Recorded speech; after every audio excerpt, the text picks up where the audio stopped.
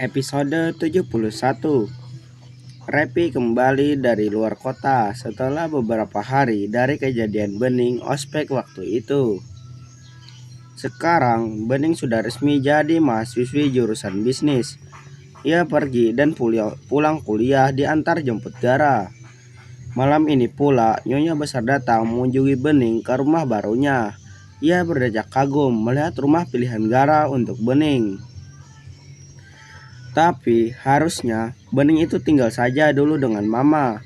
Kan kau sedang hamil. Bagaimana Mama bisa memantaumu kalau berjauhan begini? Kemarin Mama menelepon ibumu di desa. Beliau selalu khawatir dengan keadaanmu yang berjauhan dengan kami. Ungkap Nyonya Besar sambil mencomot tempe mendoan yang baru saja diangkat dari minyak panas oleh Bening. Bening hanya tertawa kecil mendengar coletehan ibu mertuanya itu. Ia juga akan menelpon keluarganya nanti dan memberi pengertian kepada mereka. Bening tahu bapak dan ibu pasti khawatir dengannya yang masih sangat muda dan tengah hamil muda pula. Tingkah kehamilan dengan ibu berusia di bawah 20 tahun memang berisiko sekali. Nanti Bening telepon ibu dan bapak ya, Ma, biar mereka bisa tenang. Nyonya Besar mengangguk, sembari membawa piring yang sudah berisi tempe mendoan itu ke depan. Gara belum pulang dari perusahaan karena kebetulan ada beberapa koleganya datang untuk bersantai di sana. Dia juga sudah memberitahu Bening di telepon tadi bahwa dia akan pulang terlambat. Pas pula Nyonya Besar datang, jadi Bening tidak kesepian. Perihal kejadian di kampus waktu itu, Nyonya Besar sama sekali tidak tahu. Bening dan Gara sengaja menutupi agar Nyonya Besar tidak murka dan datang ke kampus. Gara paling paham watak mamanya itu.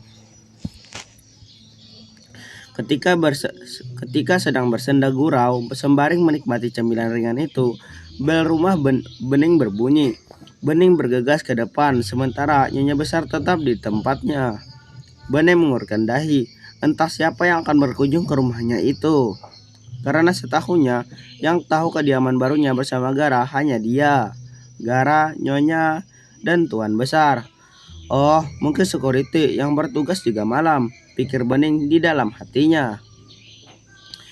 Namun, setelah membuka pintu yang ditemukannya bukanlah lelaki berseragam keamanan, tetapi perempuan cantik dengan dress ketat yang tengah membelakanginya.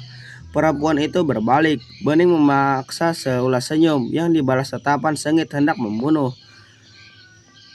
Terlebih setelah itu, bahu Bening terasa didorong ke belakang, membuat Bening mundur beberapa langkah.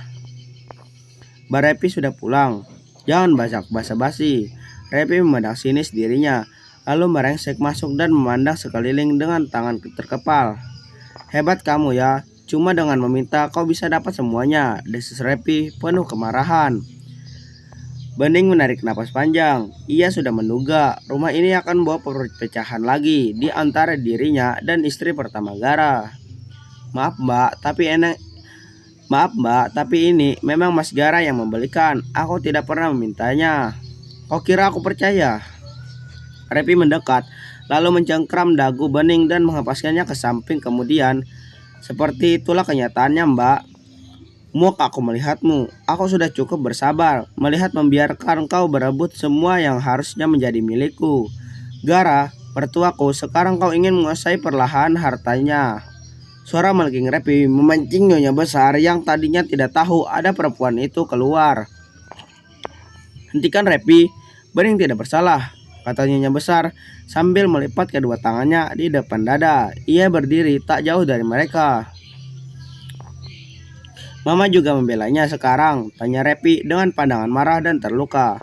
Mama tidak membela siapa-siapa, tapi kenyataannya memang mengharuskan Mama mengatakan hal itu. Kau harusnya merenung, mengapakah sekarang semua ini bisa terjadi? Gara tidak mungkin berpaling kalau kau menghargai dia sebagai suami. Sekarang Gara sudah membebaskanmu untuk berkarir, mencari popularitas setinggi angkasa seperti cita-citamu dulu. Repi terdiam. Ia tidak bisa membantah sebab apa yang dikatakan oleh mertuanya memang benar.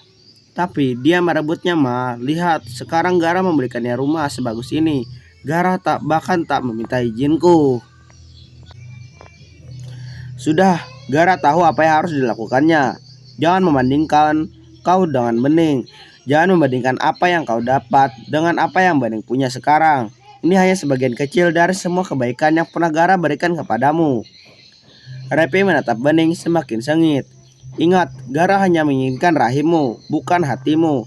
Aku pastikan kau akan berpisah dari suamiku setelah anak itu lahir. Aku tidak sudi melihat kau terlalu lama berada dalam keluarga ini. Bisik Repi saat dia akan melangkah keluar tepat di samping Bening. Bening hanya diam saja, membiarkan Repi berlalu dan segera mendekat kepada nyonya besar yang malas membahas tentang menantu pertamanya itu. Abaikan saja Bening, fokus saja dengan kuliah dan kehamilanmu. Jangan memikirkan seharusnya tak perlu dipikirkan. Bening mengangguk. Dia juga tidak tahu harus menganggapi kedatangan Repi hari bagaimana. Juga sebaiknya tak menceritakan kepada Gara. Episode 72. Lembaran baru. Sebenarnya hanya itu yang Gara inginkan sekarang. Dia sudah menemukan perempuan yang tepat setelah terkurung dengan perempuan yang salah. Hadirnya Bening dalam kehidupan Gara membuat semangat lelaki itu kembali terbakar. Bahkan kini cinta kian mekar dengan adanya bayi di dalam perut Bening. Betapa bahagia Gara ketika mengetahui bahwa Bening telah hamil anaknya waktu itu. Mungkin bagi lelaki biasa hal itu lumrah, tapi baginya yang sudah berjuang dengan setia kepada satu wanita juga berharap siang malam sang istri pertama mau memberikannya anak adalah hal yang luar biasa membanggakan. Meski kini kenyataannya benihnya tumbuh di rahim mantan pembantu ibunya. Siapa yang menyangka bahwa rasa yang awalnya ada hanya karena getaran biasa, juga karena satu tujuan tentang anak saja, kini memberebet kemana-mana. Gara tidak ingin Bening hanya sebatas rahimnya. Ia menginginkan semua hal yang pada diri Bening. Semuanya tubuh, rahim, dan yang paling utama kini adalah hati.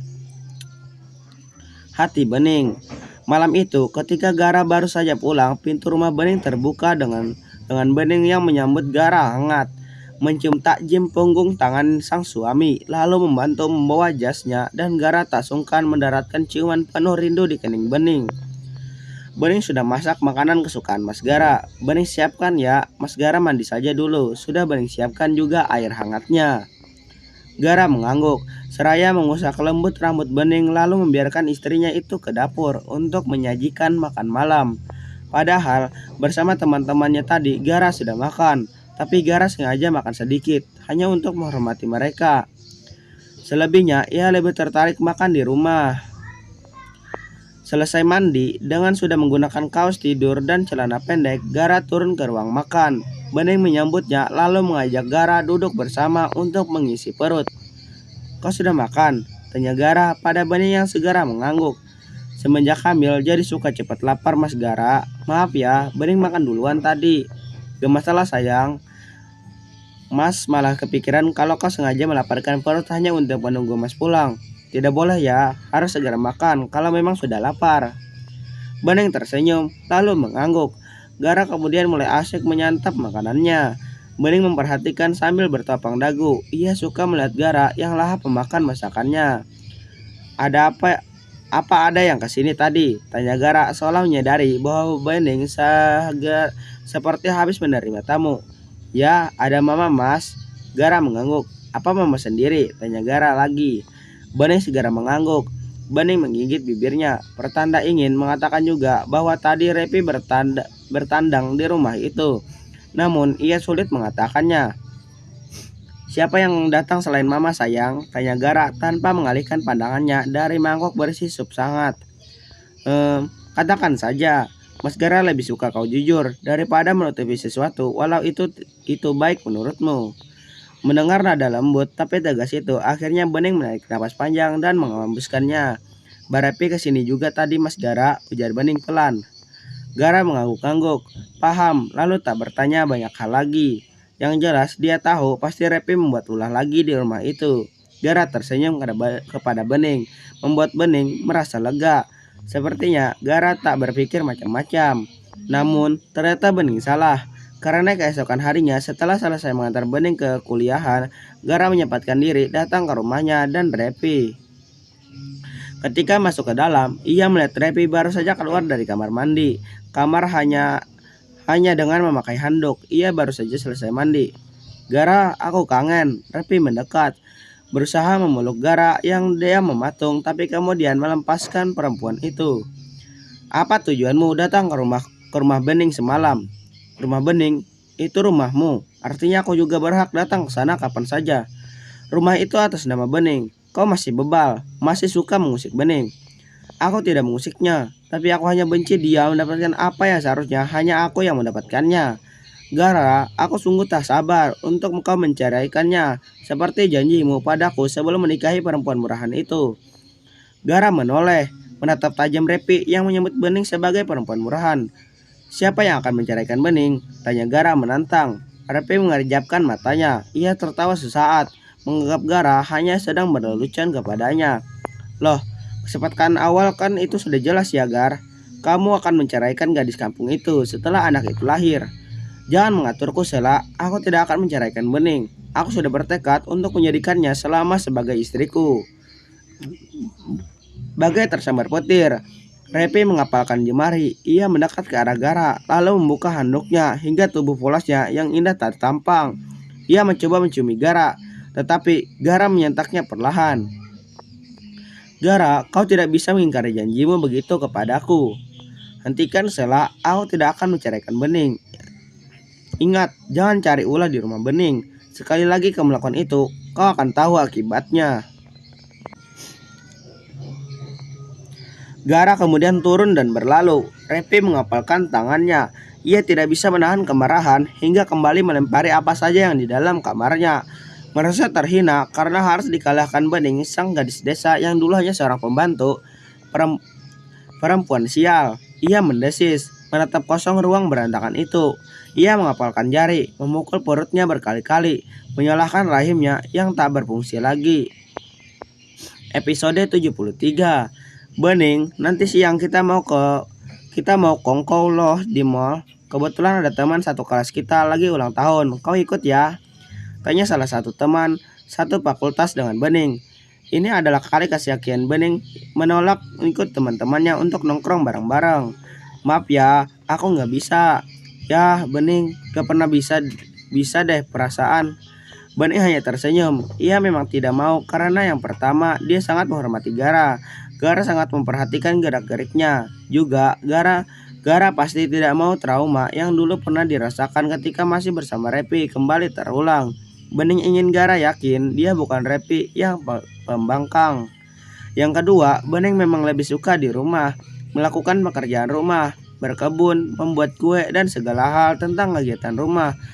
Kalaupun mau keluar, dia hanya ingin melakukannya bersama Gara. Yang ketiga, Bening sadar dulu memang tak pernah melakukan kegiatan gaul khas anak muda masa kini. Dia kuno, lebih suka di rumah, tapi bukan berarti dia pemilih dalam berteman. Dia hanya tidak suka terlalu lama di luar, dan bukan tak mungkin jika sering keluar dan nongkrong, dia akan ikut terus pergaulan yang terlalu bebas. Jiwanya masih muda, kendati sudah menikah dan hamil, tapi ia tetap saja masih muda. Ia takut nanti terlena dengan asyiknya kehidupan di luar. Bening tak mau nanti Gara kecewa padanya. Jadi lebih baik Bening tidak disukai orang lain daripada dibenci suami sendiri. Bening berjalan di koridor. Dari kejauhan terlihat Dani menatapnya. Para panitia ospek termasuk Rosa sudah kembali lagi berkuliah. Tak ada yang berani menyentuh Bening setelah kejadian itu. Namun Bening tahu lewat sorotan matanya Dani masih menyimpan tatapan memuja untuk Bening.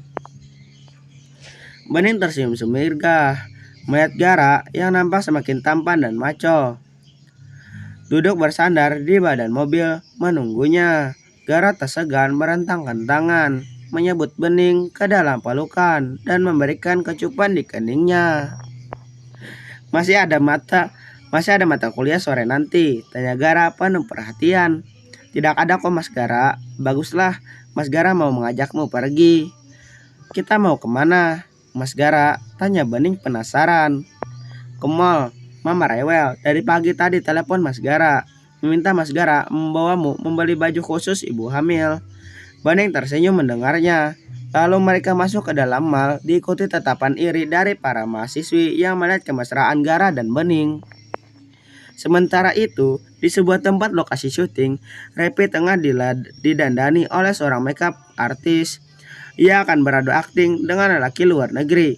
Kebetulan pula Yuki sang manajer datang membawa seorang asisten baru untuk Repi atas permintaan perempuan itu. Rep, ini aku bawakan orang yang bisa menjadi asistenmu.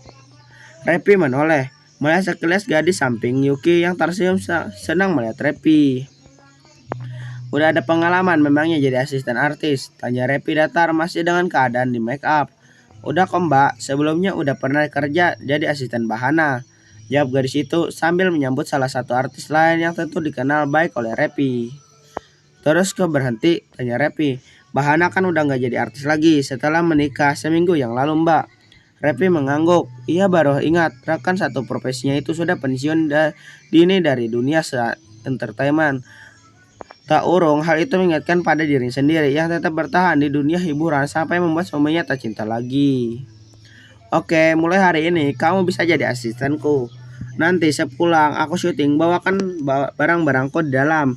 Kemarin aku lupa membawanya. Cukup banyak dan aku harap kau tidak lemban. Dengan senang hati, Repi tersenyum sikat. Namamu siapa? Tanya Repi lagi. Nilam mbak Repi.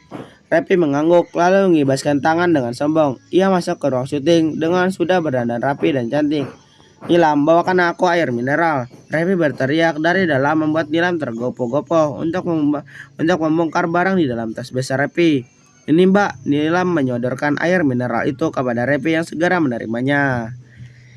Nih, taruh lagi, perintah Repi kepada Nilam. Nilam segera membawa benda itu lagi ke tempat pemula. Asisten baru Rep, tanya sutradara kepada Repi dan mengangguk.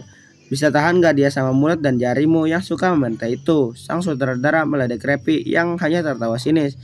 Namanya juga jongos artis, mesti paham dong dia kerjanya, balas Repi sengit. Syuting dimulai. Nilam tak sengaja melihat foto Repi dan Gara di wallpaper ponselnya yang diletakkan sembarang.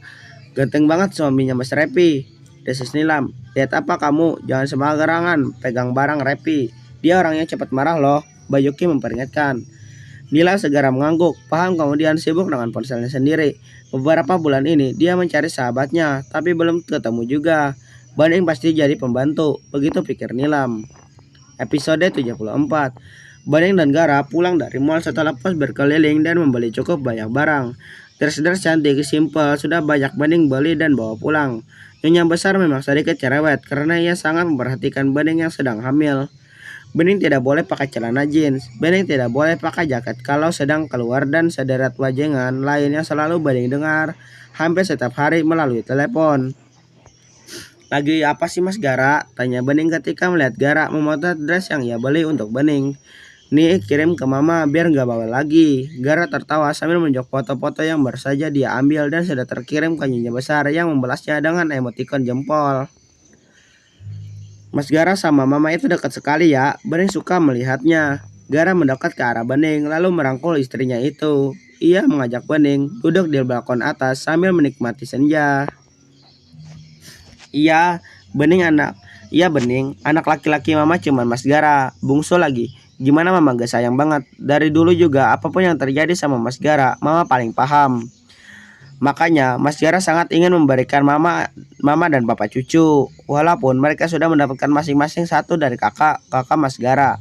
Tapi tetap saja mereka ingin sekali mendapatkan dari Mas Gara juga. Apalagi kakak-kakak semua tinggal di luar negeri. Hanya Mas Gara yang di Indonesia menghandle perusahaan papa.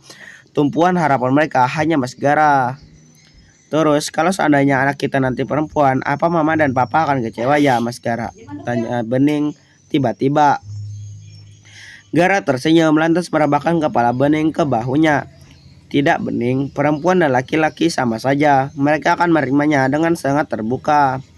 Bening jadi bernapas lega mendengarnya. Ia kemudian memeluk Gara, menikmati semilir angin sore bersama suaminya itu. Oh iya, nanti malam ada acara pelerangan seni punya temannya Mas Gara. Kita datang ya, tidak enak kalau tidak hadir. Iya Mas Gara, Bening ikut semua yang Mas Gara ingin lakukan. Good Bening, Mas Gara sayang kamu. Bening memandang Gara dengan sejuta keharuan. Dia juga sayang kepada lelaki itu. Bening tidak mau kehilangan Gara. Ia memeluk Gara erat. Acara pagelaran seni itu banyak dihadiri oleh para pengusaha dan pejabat, juga beberapa artis terkenal. Gara dan Bening nampak serasi dengan Gara yang berkemeja ketat, sementara Bening memakai dress polos semata kaki berwarna putih gading. Mas Gara, aku mau ke toilet ya. Oke, ayo Mas Gara antar. Baru saja hendak mengantar Bening, rombongan pengusaha menghampiri Gara membuatnya tak enak meninggalkan mereka. Tidak apa Mas, biar Bening sendiri. Toiletnya tidak jauh, bisik Bening, dan akhirnya Gara mengangguk setuju lalu membiarkan Bening berlalu dari tempat itu. Bening mencari toilet, ke sana kemari dan menemukan di belakang ballroom. Ia segera masuk ke dalam lalu memutaskan rasa ingin pipisnya. Setelah itu, Bening keluar lagi dan pergi ke wastafel untuk menguncir rambutnya yang terurai. Saat itulah ia melihat seorang masuk ke dalam toilet dan kebetulan pula orang itu melihat cermin. Bening, Nilam, keduanya sama-sama berbalik. Bening langsung memeluk Nilam erat. Sudah lama mereka tidak bertemu. Nilam tampak terkejut melihat Bening yang sangat cantik. Apa kabar kau, Lam? Tanya Bening setelah melepas pelukannya. Nilam menunduk perlahan. Aku baik, Ning. Cuma aku sama Tony sudah putus. Ada lega dan sedih saat bersamaan ketika Bening mendengar hal itu. Lalu kau sama siapa kesini, Lam? Tanya Bening penasaran. Ia tak mau lagi membahas perihal Tony. Sama atasan kuning, dia artis terkenal. Bening mengangguk. Nilam kemudian memandangnya heran. Terus kau dengan siapa, Ning? Sorry, tapi ini kan tempat orang kaya, Ning. Bening tersenyum mendengarnya. Ia tahu Nilam pasti mengira dia masih jadi pembantu. Namun Bening tidak mau membahasnya. Ia kebetulan ikut suami, Lam. Nilam tampak diam sesaat. Dia memincing lalu tertawa. Kau sudah nikah, Ning? Ya sudah, Lam. Serius, Ning? Tanya Nilam tak percaya. Namun Bening mengangguk. Bersaja hendak membalas. Bening, teleponnya berdering dari Repi. Aduh sorry, Ning. Aku mesti cepat. Oh iya, minta nomormu biar kita enak komunikasinya. Bening mengeluarkan ponselnya. Nilam terbelalak melihatnya. Itu ponsel mahal sekali. Ia hampir tak berkata-kata. Namun ia segera pergi setelah Bening menyimpan nomor ponselnya dan menyimpan nomor Bening. Di perjalanan menuju atasannya, Nilam hampir tak habis pikir melihat Bening tadi. Ia akan mencari tahu hoki apa yang sudah dihasilkan Bening sekarang. Dia merasa tersaingi. Masa pembantu seperti Bening bisa memakai pakaian dan ponsel mahal seperti itu? Sangat terlintas dalam benak Nilam. Bening jadi simpanan orang kaya saat ini. Episode 75. Kok lama di toiletnya? Tanya Gara setelah Bening kembali. Bening tersenyum lalu mengamit mesra lengan Gara. Tadi Bening bertemu teman lama, Mas Gara. Perempuan atau laki-laki, sayang? Tanya Gara penuh selidik. Perempuan kok, Mas Gara. Teman Bening satu desa juga. Dulu waktu Bening ke Jakarta, perginya sama Nilam. Sempat satu kontrakan juga sebelum akhirnya diterima jadi pembantu mama. Oh, namanya Nilam. Bening mengangguk cepat. Gara juga mengangguk-angguk paham. Ia juga tidak lagi bertanya banyak hal setelah itu. Kita balik yuk, nanti kemalaman kalau kita lama di sini. Ayo Mas. Gara kemudian mengajak Bening keluar dari ballroom hotel setelah berbasa-basi sebentar dengan rekannya. Sebenarnya banyak yang menanyakan keberadaan Bening yang bagi mereka masih asing sebab setahu mereka Gara punya istri seorang model terkenal. Hanya saja mereka tidak mau merusak suasana dengan pertanyaan semacam itu. Kebetulan setelah Gara dan Bening berlalu dengan mobil, Repi dan Nilam baru saja muncul ke tengah-tengah acara. Nilam kagum melihat banyaknya orang yang mendekat ke arah Repi setelah itu. Ia juga dengan senang hati membawakan semua barang Repi. Rep, tadi aku lihat Gara, aku kira dia bersamamu, tapi dia bersama perempuan lain. Repi yang tadinya tak henti menebar senyum sekarang mulai kehilangan senyum lepasnya. Meski susah payah menahan bibirnya agar tetap tersenyum, tetap saja dia sekarang kembali benci. Kemarahan melusup ke dalam hati Repi. Andai saja tadi dia lebih cepat datang, tentu akan dipermalukannya Bening di hadapan semua orang. Sementara Nilam juga kaget bukan main mendengar bahwa lelaki tampan yang sempat dilihatnya di wallpaper ponsel Repi saat itu datang pula ke tempat acara malam ini. Sungguh, ternyata cantik saja tak cukup membuat seorang lelaki jadi setia, begitu pikir Nilam. Berepi mau air mineral? Tanya Nilam hati-hati sambil menyodorkan air mineral kepada Repi yang menerimanya dengan kasar. Repi duduk dengan kesal. Wajahnya tertekuk. Tentu saja Nilam bisa merasakan sakitnya dihianati suami sendiri. Sungguh tega perempuan yang sudah merebut suami atasannya yang cantik jelita itu. Kamu tahu nggak, gadis kampung sekarang jadi istri kedua Gara itu nggak ada apa-apanya dibanding aku. Gara itu nama suamiku, potong Repi cepat. Aku juga benci perselingkuhan Mbak Repi. Mbak Repi sabar ya, pasti suami Mbak akan kembali lagi. Repi menoleh, kemudian menggeleng. Kamu bawa rokok? Tanya Repi. Nila mengangguk, lalu mengeluarkan satu kotak rokok dengan brand ternama rasa mentol dan menyerahkannya kepada Repi. Mereka sedang duduk di luar bedroom. Repi mengisap rokok itu perlahan untuk membuskan asapnya. Menurutmu, aku salah nggak mau ke fokus ke karir dulu? Tidak salah aku rasa Mbak. Ya kan aku mau ke pos ke karir dulu. Bukan berarti aku nggak mau kasih anak ke Gara. Dia nggak mau nunggu. Memangnya tidak pernah dibicarakan Mbak? Tanya Nilam semakin tertarik. Udah awalnya 5 tahun menunggu. Gara oke-oke aja. Terus aku tambah jadi 3 tahun. Gara mulai ngamuk. Ibu mertuaku jadi sumbu kompornya. Panas-panasin Gara. Biar bisa ceraikan aku. Karena aku menolak sementara kasih anak. Kali ini Nilam mendalam silpanya susah payah. Ya kalau begitu kesalahan tentu saja ada di atasannya. Dia jadi garuk kepala. Membenarkan tapi itu tak benar. Mau menyalahkan itu juga tak mungkin. Bisa-bisa dipecat di hari itu juga. Semoga Mbak bisa bersatu lagi sama suami Mbak. Mustahil selama babu itu masih ada. Babu Mbak?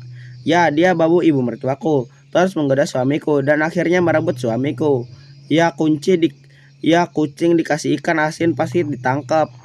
Semua fitnah itu tak langsung ditelan mentah-mentah oleh Nilam. Walau dia gadis desa, tapi dia juga tak mudah percaya begitu saja. Namun demi menghormati atasannya, dia tetap menimpali sekedarnya, walau tidak membela atau menyalahkan. Kita pulang saja, pusing kepala aku jadinya. Hilang semangat juga, mau gabung sama yang lain. Nilam mengangguk, lantas segera keluar bersama Repi di area sekitar ballroom. Dia tidak mau ikut campur urusan Repi. Dia hanya asisten membawakan alat-alat artisnya, tapi tak punya keinginan untuk ikut campur urusan Repi terlalu dalam. Cukuplah jadi pendengar, karena sekarang saja dia merasa ada yang janggal. Repi berkata seolah dirinya benar 100%, padahal Nilam tak begitu yakin. Walau dia membenci perselingkuhan, tapi dia belum tahu kisah yang sebenarnya. Nilam lebih suka berbalas pesan dengan Bening. Besok Bening bilang dia tidak ada mata kuliah, jadi Bening mengundang Nilam ke rumahnya. Nilam tetap penasaran, sahabatnya kok jadi berubah semakin bersahaja. Kan kalau Bening punya akses buat dia dapat sugar daddy, dia juga mau. Maksudnya begitu Bu. Biarin dah jadi simpanan orang kaya, yang penting hidup terjamin kayak Bening. Gumam Nilam berbunga-bunga.